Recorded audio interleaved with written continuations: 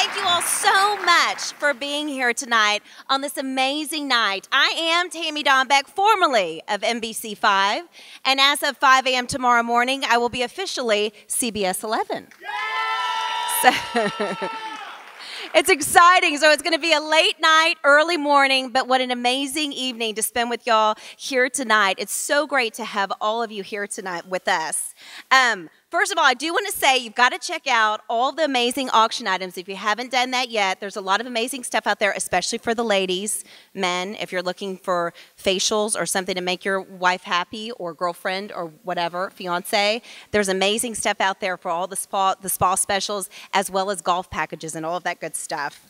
I don't have to tell you that the donations are so appreciated and it put towards such a great cause. I'm kind of breathing hard here, aren't I? There we go. We are also thankful for all of you.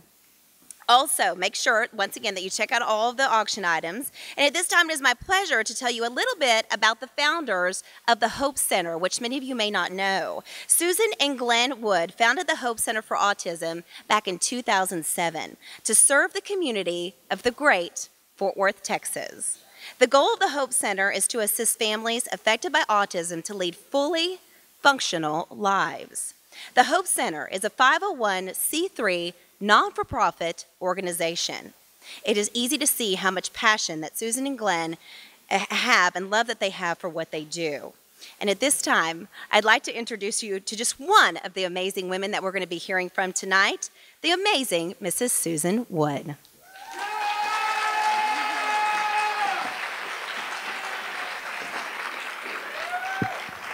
How do I follow that? Thank you, Tammy. What a great honor it is to have her here. Dempsey Pullen and Aubrey Lynn English were our music. A little housekeeping. I found a wallet with keys. So I have a new car and a new wallet.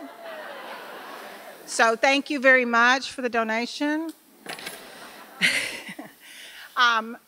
I would really love for you guys to look at the tables. There are these beautiful puzzle piece centerpieces for all our sponsors, and they were provided by Lee Wilson and Tape Innovations.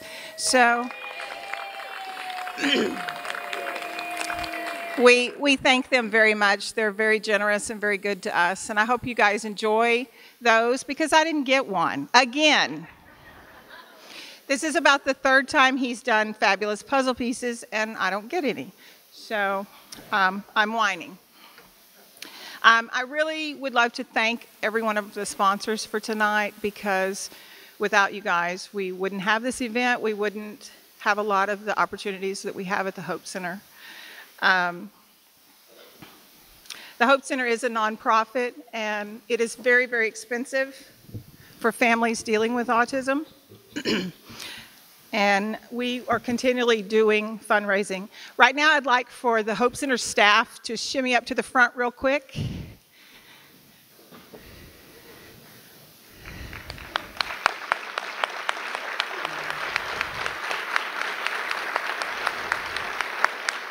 These are some of the best individuals you'll ever meet in your life. And I'm not saying that lightly. We are so incredibly blessed to have the staff that we have. And even when they fall down. If you look at your table, there's some envelopes similar to this envelope. And unfortunately, we are here to raise money for the kiddos. So if you could put $1 or $2 or maybe $500 in an envelope tonight, and then pass it off to one of these girls. They are here for the evening to answer your questions about Hope Center. If you have a need as far as autism, see one of these people. They have a little staff tag on, and for the rest of the evening, they're going to be working, answering questions if that's what you guys need, okay? So find them afterward and make them work.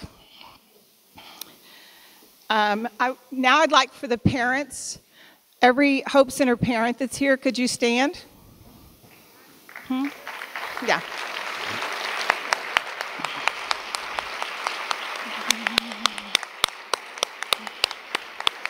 There's some up in the balcony too.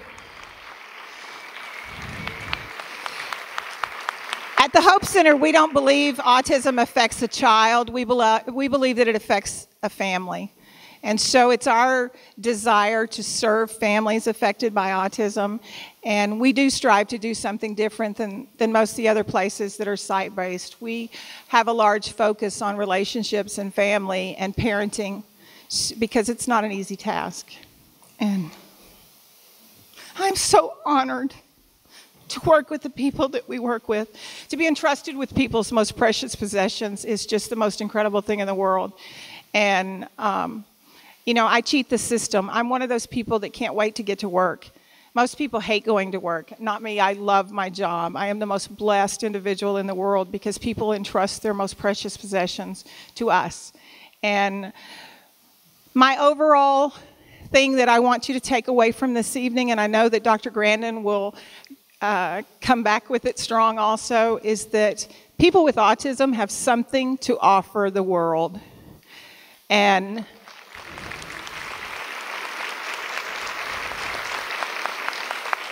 if we don't learn to utilize these folks and to love them and nurture them and teach them to their learning style, we may miss the cure to cancer.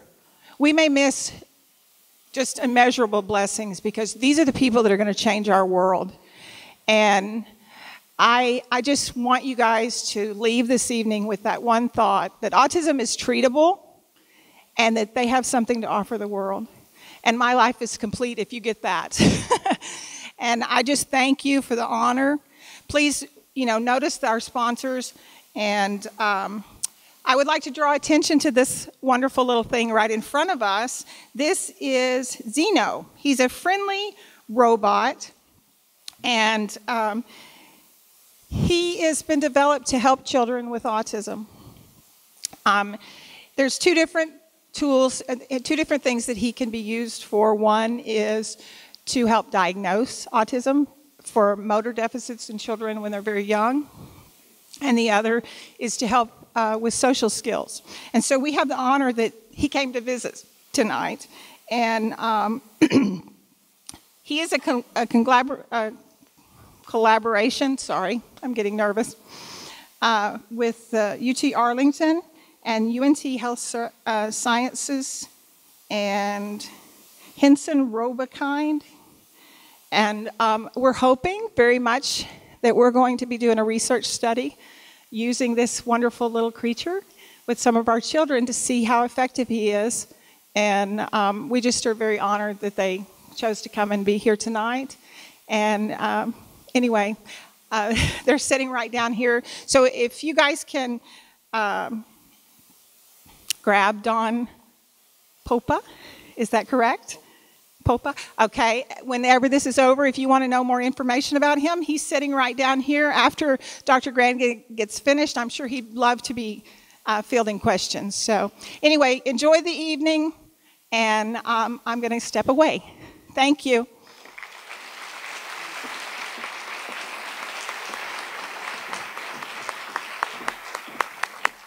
Another round of applause for them. They have done so much. The Hope Center for Autism, the founders of the Hope Center.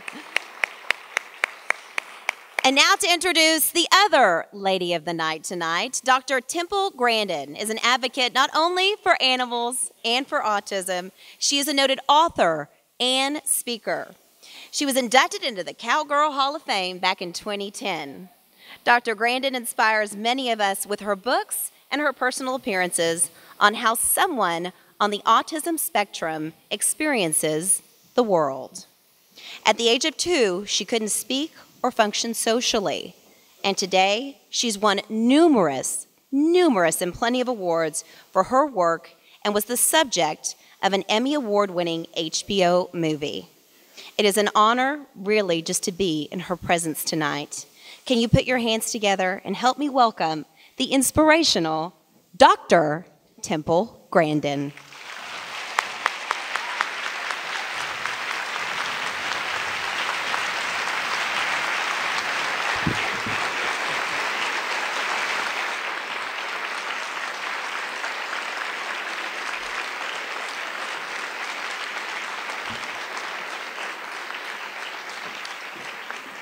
Well, it's great to be here tonight. Hope the mic's working just fine. Got lots of things to talk about tonight. I think I'll start out and just tell a little bit about myself. Born in 1947, had all the full-blown symptoms of autism, no speech until age 4. I can't emphasize enough the importance of early intervention. I got that, and I got plenty of it. And some of the things I was taught was turn-taking. Gotta teach these kids turn-taking. Another thing you gotta do is you gotta stretch these kids. I'm seeing too many kids today where they're not getting stretched enough. You know, Mother had a really good sense of just kind of how hard she could push me to get to do things. If you don't push a little bit, you don't get any advancement. When I was 15 years old, I had a chance to go out to my aunt's ranch, and I was scared to go.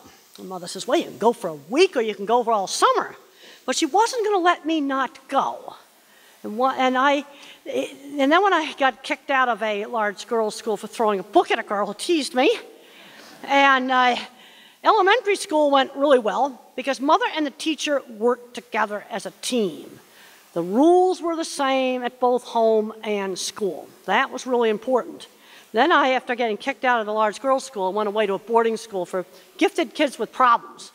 And the headmaster there had a really good sense of kind of let me off the hook on studying. I got plenty of work done in the horse barn, and I learned how to work. That's one of the things I'm seeing today. I'm seeing too many kids today don't learn how to work. When I was 15, Mother had me doing a sewing job. Well, when I was 15, I was taking care of all the horses, wasn't doing very much studying, used to get teased and used to get called workhorse. But there was one thing Mr. Patey, my headmaster, did not let me do. I couldn't become a recluse in my room. I had to come to meals, had to come to the classes even though I didn't do any studying. I had to go to chapel. I got real nervous and I wanted to stay in my room and didn't want to go to movie night. So they made me the projectionist. I was going to be there. That's really an important thing.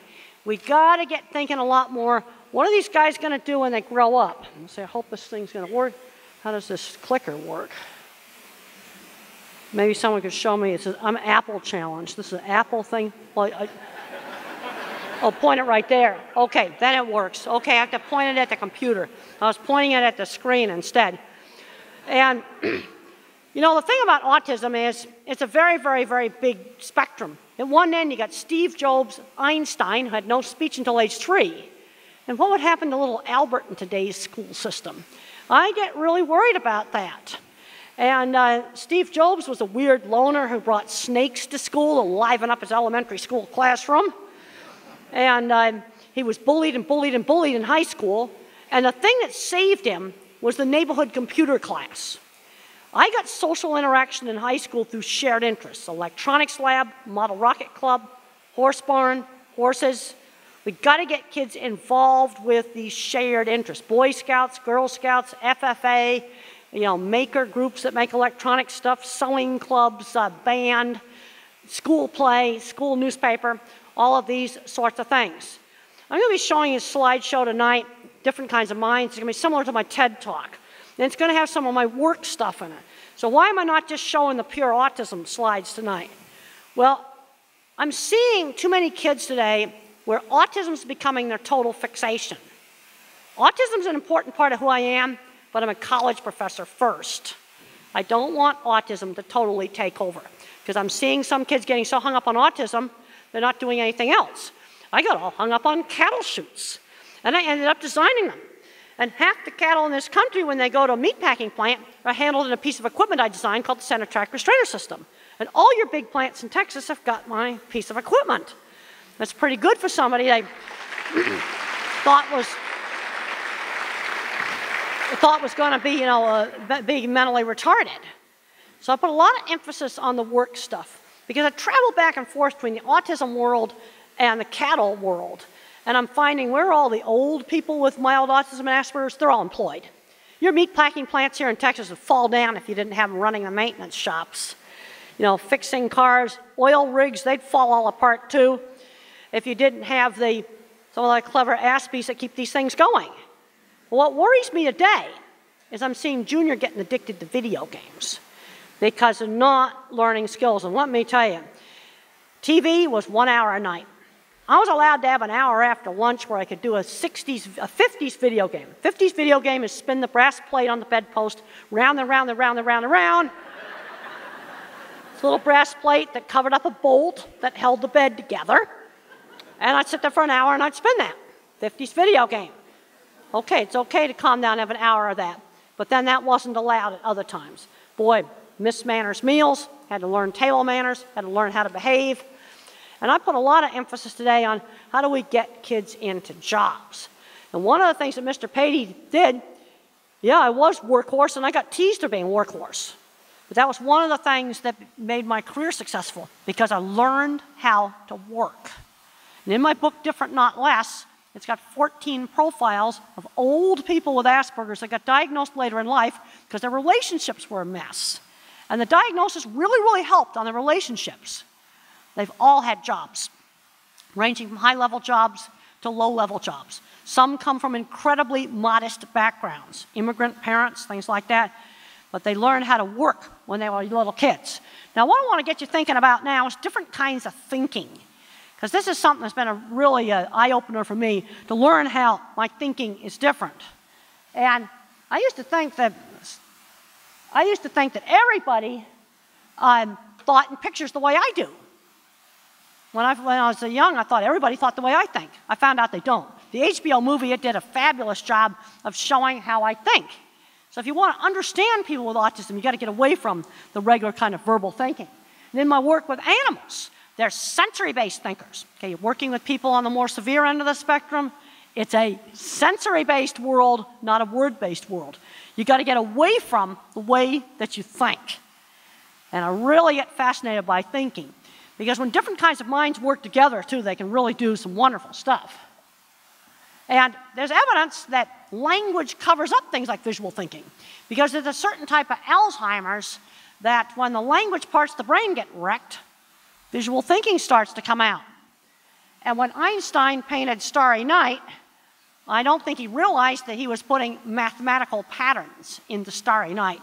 Einstein didn't know much about math, but he was putting math into his paintings. And the normal mind drops out the details. The autistic mind, it's all about the details. You see, the normal mind is top down. Make a basic principle, try to cram all the data into it. The autistic mind takes all the details, puts them together to form categories.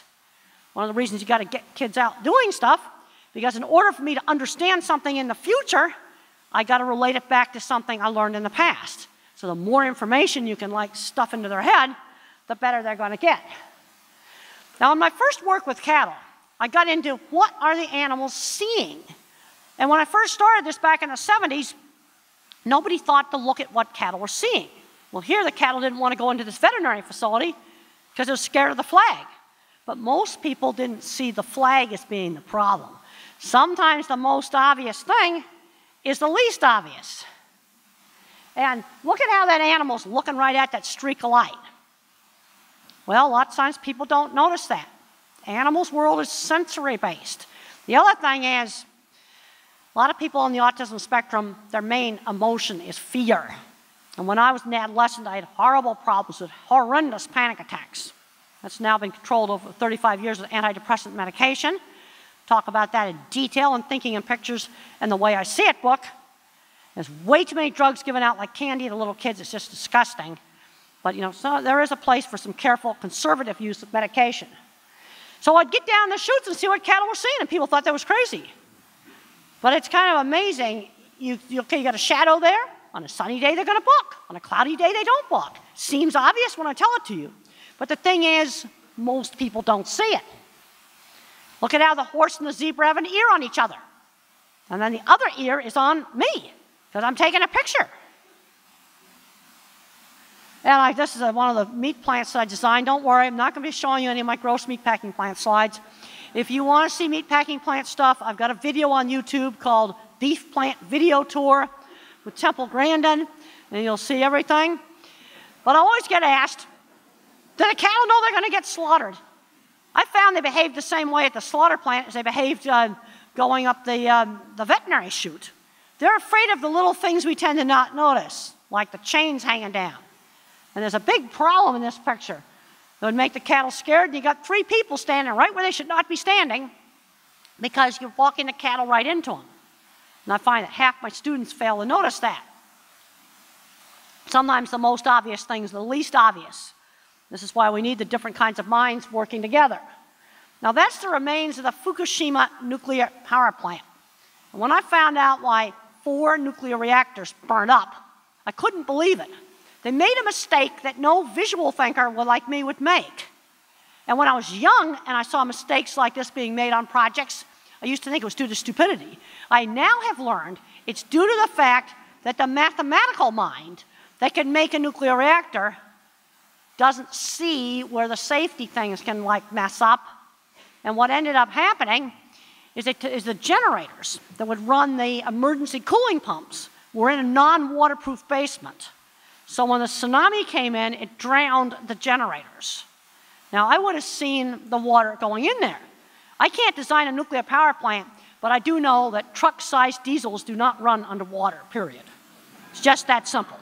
It's that simple. I would see the water coming in there. Now, this is a picture a young man sent to me to show how he has total pictures in his head. And that's how my mind works. It's completely pictures. If I don't have pictures, I don't have a thought. It's just that simple. And I realized my thinking was different when I was in my 40s. And I started asking people, access your memory on a church steeple, how does it come into your mind? And I was shocked to find out that most people got this vague generalized thing. I only see specific ones. And they come up into my mind, like Google for images, it's kind of a bunch of different pictures like this.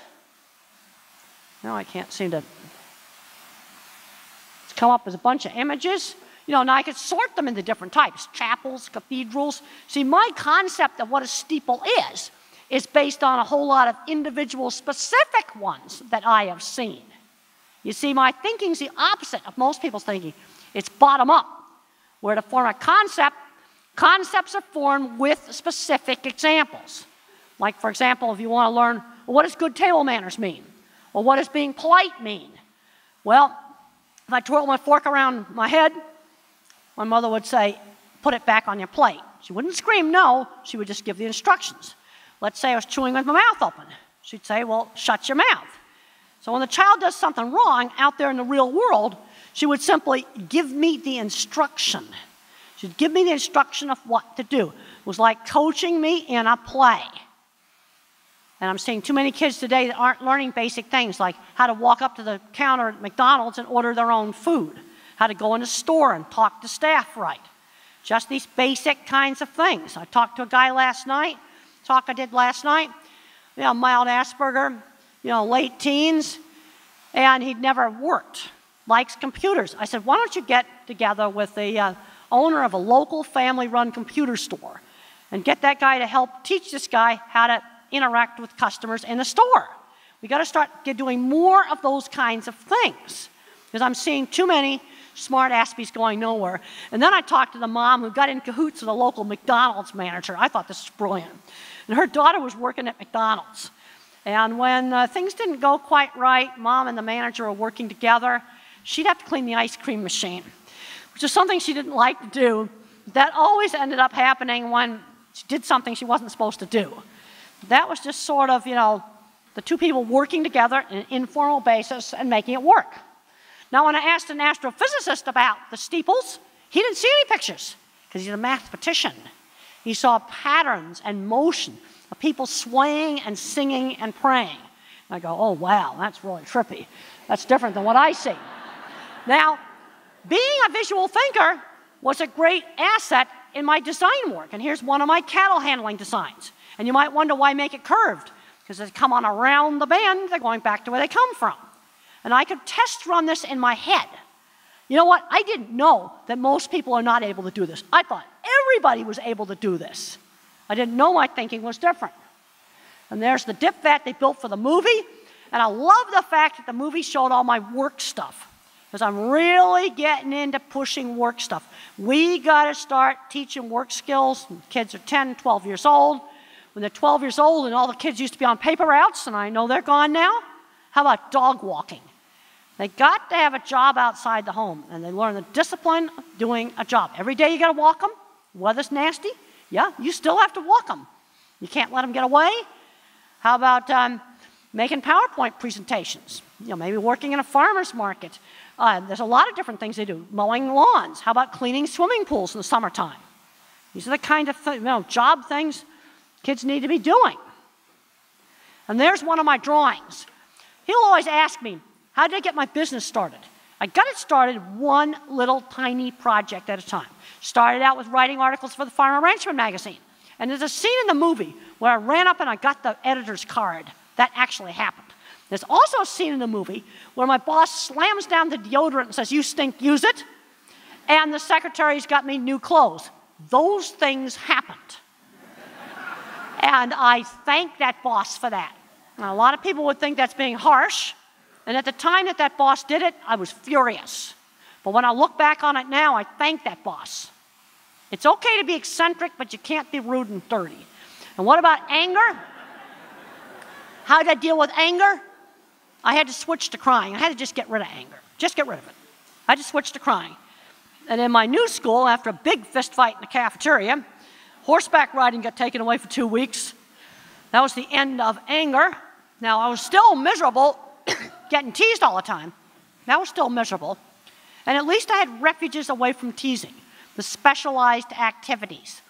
Well, now I'm thinking, well, I'll be doing horseback riding, and they'd be texting me on my phone saying, "Workhorse, tape recorder."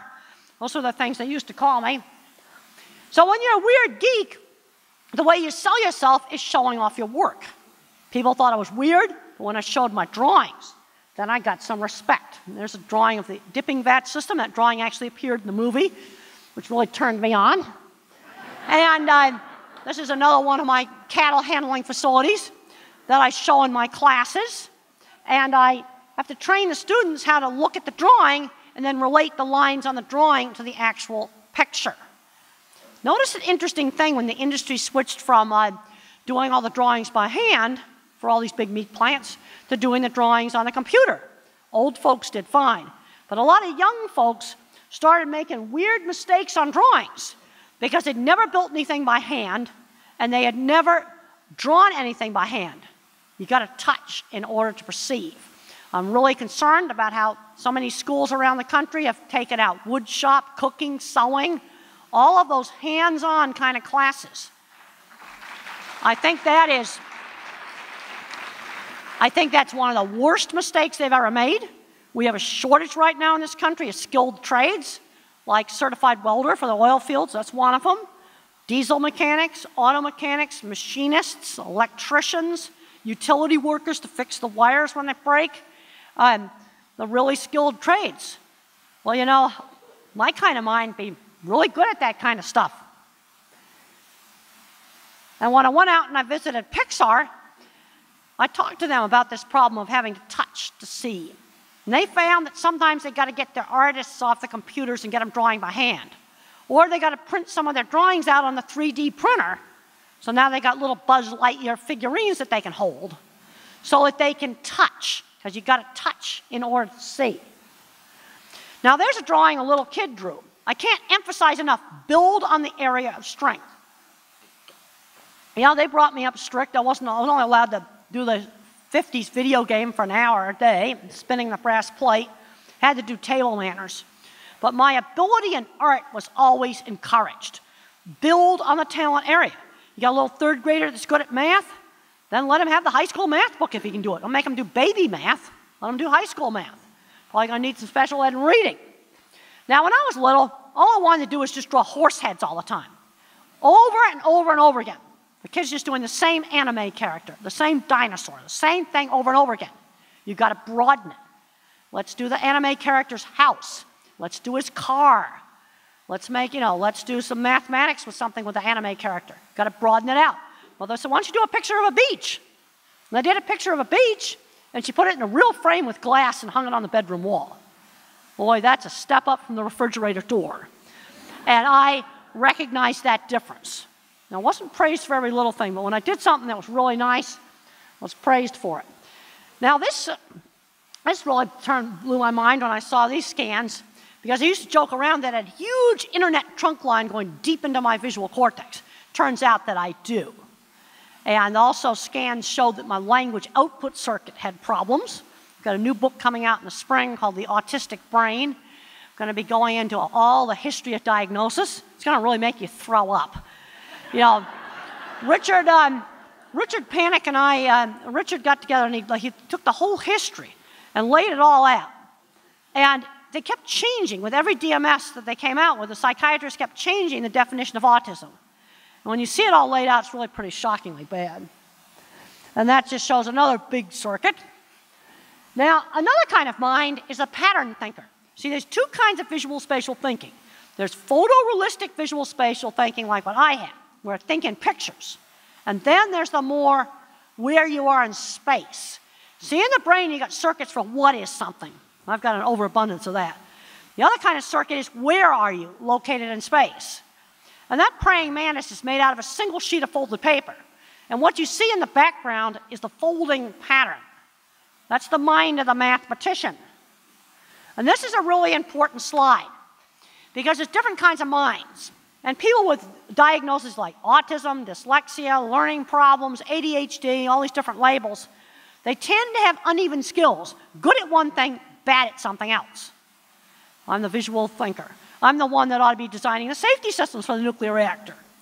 And I've been watching all the stuff going on with the Dreamliner and the battery. There's nothing wrong with that plane. It's an excellent airplane. The synthetic carbon body, the non-metallic body, that's working just fine. It's just a stupid battery.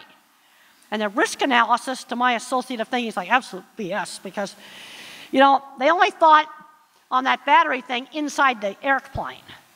Well, I started thinking about other battery fires I'd read about in the Wall Street Journal and other places, you know, like cargo jets that have burned up completely because they were hauling batteries, computer batteries. I'm like going, yuck. You know, maybe you need to put that into the risk analysis. How about the laptop that caught on fire in the overhead compartment of an airplane? Those things weren't in the risk analysis. I was reading all this stuff. It's the battery. It's a piece of garbage. It shouldn't be on that plane. I don't want to fly with it. It's just that simple. And I'm not an alarmist. You ought to have seen a little flimsy, little tiny metal box they had the thing in. Yeah, it's lucky the plane wasn't 3 hours away from the closest airport because it would have been an ocean. And so you got to say, do you have a problem with the plane or a problem with the battery? There's nothing wrong with the plane. You need to design the battery so that no matter what the plane's electrical system does, it's not going to catch on fire. It's just that simple. Then you have the pattern thinker. This is your mathematician, your computer programmer, your engineer. Where my kind of mind, we're the industrial designers. See, Steve Jobs wasn't an engineer. He was an industrial designer. He did the user interface. You can look up his patents. And the engineers had to make the inside of the iPhone and the iPad work. See, those are the two kinds of minds working together. And then you've got the writers, the verbal thinkers, people that think verbally. Yep, and they do this whole big complicated risk analysis thing where some visual thinking attempted verbally. Doesn't work very well. Maybe I better work on the safety stuff because I can visualize all kind of awful things that can happen. And how can we prevent it? That whole mess in Japan could have been prevented very easily. It's called submarine doors with cranks, you crank them closed, and sump pumps, and really strong walls. If they had had that, those reactors would have never burned up. And it's not, that stuff isn't even that expensive. It's simple stuff. It's technology that's been around for 100 years. Okay, just to show you that there's different ways to do algebra. You know, absolutely couldn't do algebra. There's an awful lot of kids out there that can't do algebra. Let them go and do geometry. So how did I get through college math? Thank goodness in '67 when I took college math, it wasn't algebra. The standard course was finite math, probability, matrices, and statistics. And with 10 tons of tutoring, Mr. Dion, my great math teacher, was able to get through it. Now, so how do I form a concept? This little boy sent me a picture showing how he's putting pictures into boxes. To form a concept, I take specific pictures, like, okay, you can take all the church steeples and put them in a box. I can then categorize them as chapel type, New England type, cathedral type, so I can put them into different categories. Ones that contain cell phone equipment. Churches rent out for that. That might be another category. But you see, that's bottom-up thinking. You're putting specific examples into boxes. Dogs do the same thing. When I'm on the leash, I protect my owner, and when I'm off the leash, I can go play. And if you have a service dog, it's very important that the dog learns that when the vest is on, it's work. You don't lick people with the vest on, you don't jump on them, and you don't roll over and show off your private parts when you have your vest on. That's not good work behavior. And so if you want to play with the dog and roll it over on his back, take the vest off before you roll it over on his back. And in my work with livestock, it became very evident that in the mind of cattle, a man on a horse and a man on the ground is two different things. And you can have cattle that are tame pets when you're on a horse, but when you get on the ground, they freak out and scatter. But think about it. A person on a horse and a person on the ground looks totally different. In the mind of cattle, that's two totally different things. And sometimes you can get autistic kids get scared of something, and they can be something very specific, something associative. Like they got their ears blasted out by the fire alarms every time they see the red fire alarm box, they're having a fit. So think about a vacuum cleaner. How does it come into your mind? Well, I saw this big, huge, scary vacuum cleaner that we had when I was in elementary school, and then I saw my school play. You see, it's associative. So how did I get from vacuum cleaner to school play? Because the most scary vacuum cleaner was stored in the room where we had our school play. See, there's an associative there. I'm an associative thinker. See, when you think more linear, thinking about the battery problem with the Boeing jet, they just thought inside the Boeing jet. I'm thinking about other battery fires. There was a car that had an electric car that burnt up. You know, yuck. And it has to do with manufacturing defects in the battery. You know, that whole thing with that plane is just a giant mess. They all just suck it up and go, yeah, it's the battery. It was a mistake. We shouldn't have used that battery. It's that simple. Okay, categorizing. Categorizing problems. I find that bottom-up thinking is really good for this. Like if I have a problem with equipment, is it a people training issue or an equipment problem? All right, let's say we have a behavior problem. Okay, is it biology or behavior?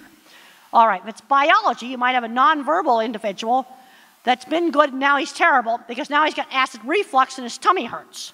Or he's got a yeast infection. Or a urinary tract infection they can't tell you about. Or toothache. Or an earache, you know, or a headache. Clogged up sinuses or whatever. You've got to rule out the biological problem. Or maybe he's got sensory overload. There's some individuals where they go into a busy Walmart and they're just blasted with sensory overload. And they can't tolerate that. That's biology. Another thing is I can't multitask. Multitasking, that doesn't work for me.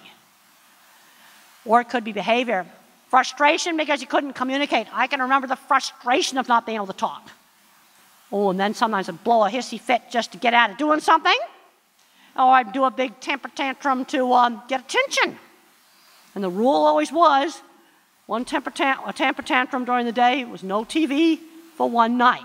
That was the rule. It's just ironclad. Today it would be no electronics for one night. In other words, no phone, no iPad, no computer, no video game. Stripped of that stuff for one night. And Mother didn't scream and yell at stuff. I'd get home from school and she'd say, Mrs. Dietz called today. And you were kicking and screaming on the floor of the third grade classroom. And there'll be no TV tonight. It's just that simple. That was the rule.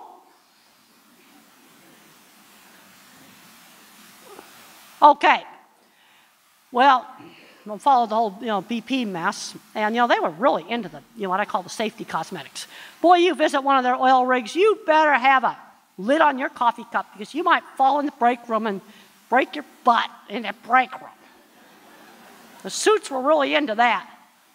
But the stuff that's really important, how about process safety?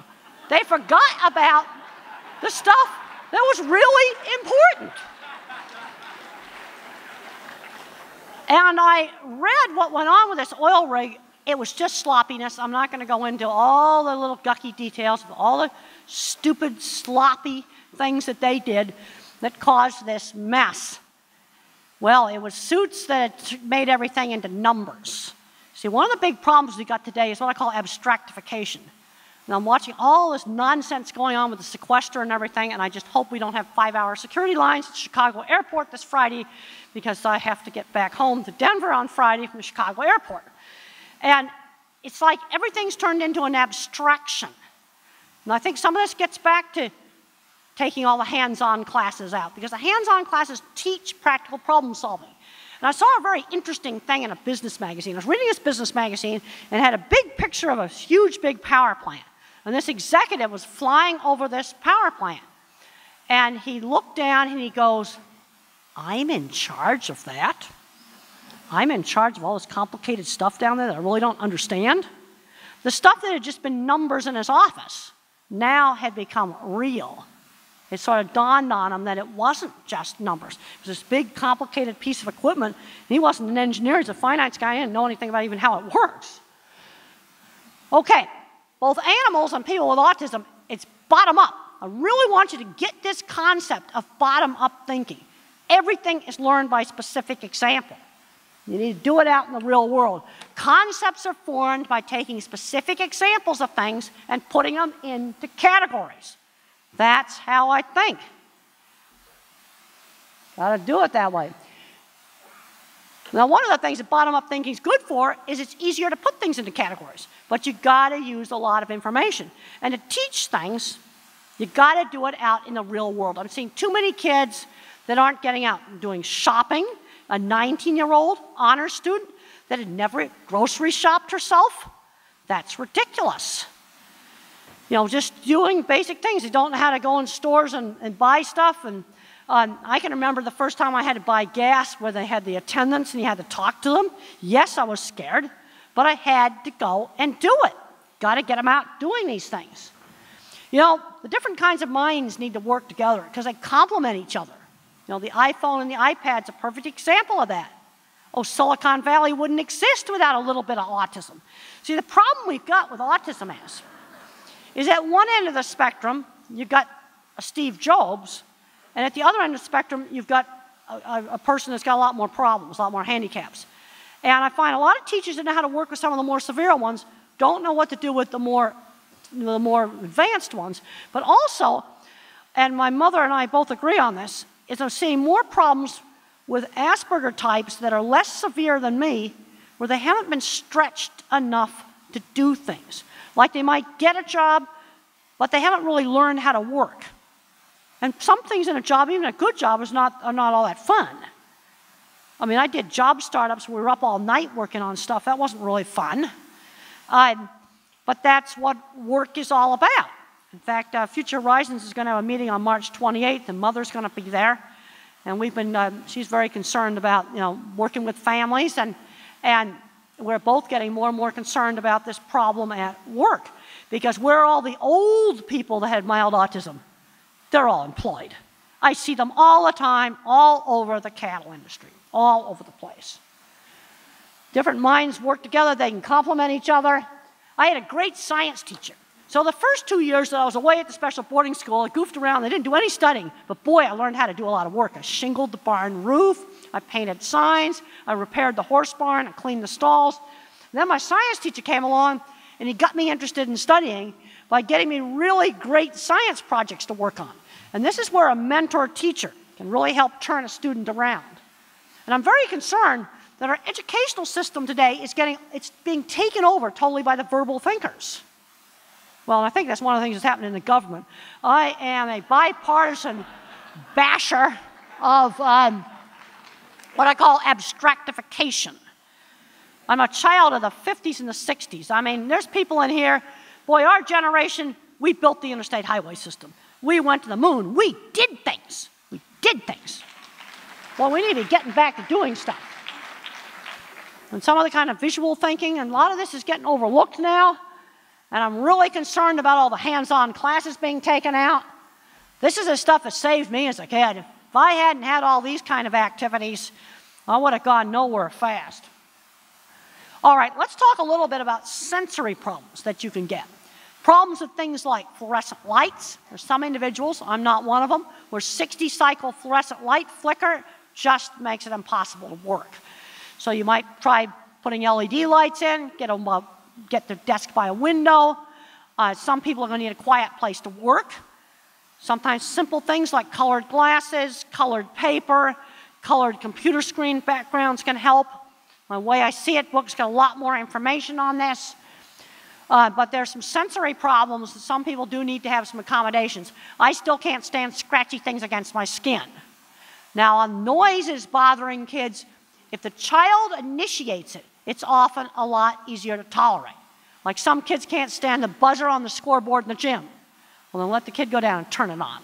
Now you would hear earphones on first, and then gradually take the earphones off. And you need to have those earphones off at least half the time, or the ear gets more sensitive. Also, teachers need to speak slowly because there's auditory processing problems. People spoke too fast. I didn't hear the hard consonant sounds. Hard consonant sounds would drop out. There's a picture of a little boy covering up his ears.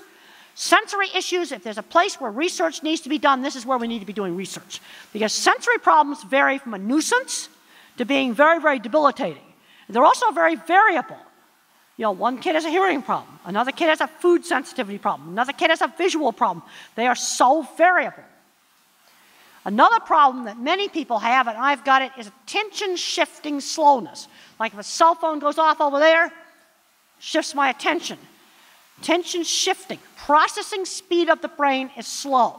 And when you're working with some of the individuals who are more severe, you gotta give them time to process. And there's a great book by Tito Mukapede called How Can I Talk If My Lips Don't Move? This is a nonverbal person with autism, and he describes sensory jumbling. Another good book, if you're working with more severe end of the spectrum, is Carly's Voice. That's Carly with a C as in Charlie. Another nonverbal person who types independently. There's no wrist holding here. Totally independent typing. And I can't multitask. There's certain entry-level jobs. I'd have a really difficult time working the window at McDonald's. There's just too much multitasking. Some kids, when they go to read, the print jiggles on the page. Now, that doesn't explain all reading problems, but there's some kids that have this. And I find in my livestock handling class, where my students have to do a drawing, 1 out of 50 at CSU has got this problem. 1 out of 50, I don't care where I do the class. They cannot draw, that's how I diagnose it. They cannot draw, they're drawing, they draw scribbles. And it's not gonna help you in school if you print's jiggling on the page. I'm seeing too many talented, quirky people that could really, really help the world, just not going anywhere. I have talked to several NASA space scientists that had grandkids on the spectrum, and boy, you know what they said to me? Half the people at NASA are on the spectrum. How many people saw when the latest Mars rover landed? The Mohawk guy, the Elvis guy, and the old ancient hippie that's my age. I think that's a big sheltered workshop for the socially challenged there. And they're doing absolutely great things.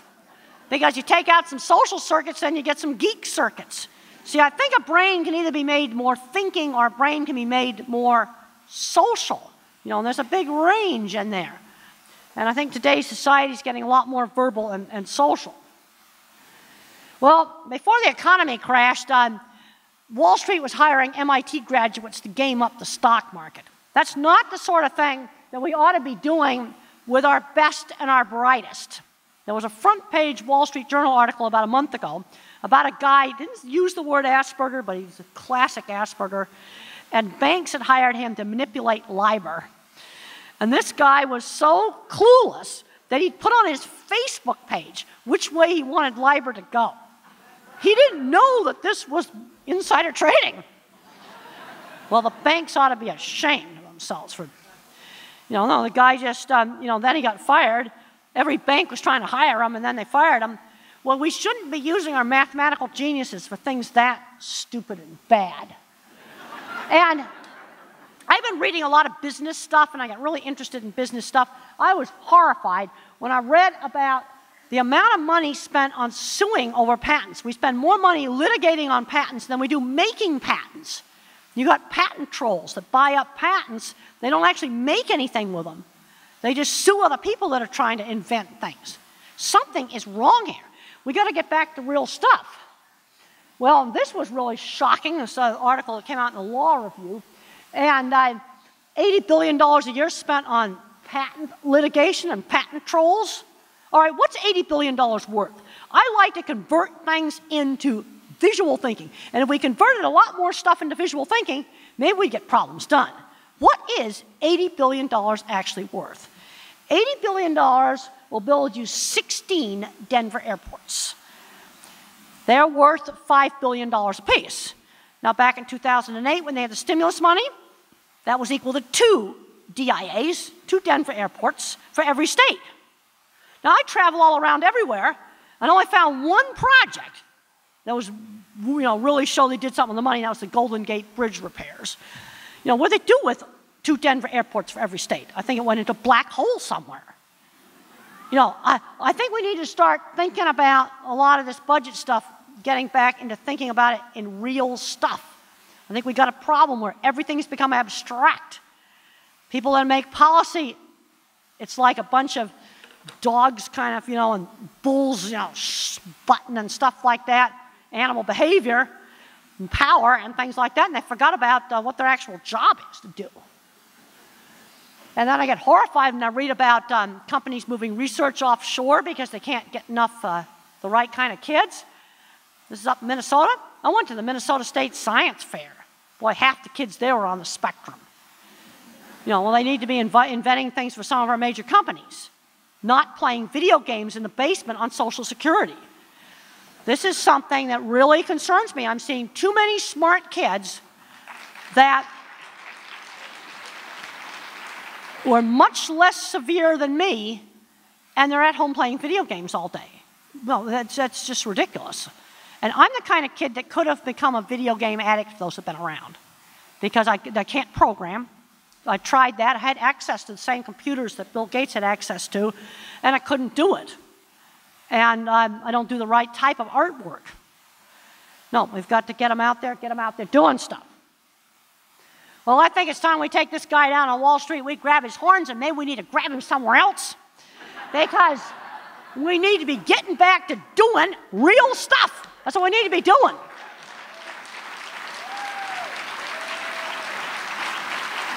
And some of our people mildly on the autism spectrum can do it. Now, of course, the Psychiatric Association is going to take Asperger's out, change it to social communication disorder, which is a bunch of BS because it's all the same thing. And I will be out at the book table. I have a book on developing talents. It's on careers. I'm getting to where there's getting people ready for jobs. This is my really big thing. I got my humane handling cattle book out there because that's my real job. And I'm not going to give up, being a professor of animal science, because that's my real job. And I hope we have a few minutes for a couple of questions. Okay, I'm going to pick a couple of questions off the audience. I'll repeat them. You can't hear them. Anybody right there? Nobody has any questions? No, I can't believe it. Well, if nobody has any questions, then I will see you out there at the book table, and I want to thank everybody for coming.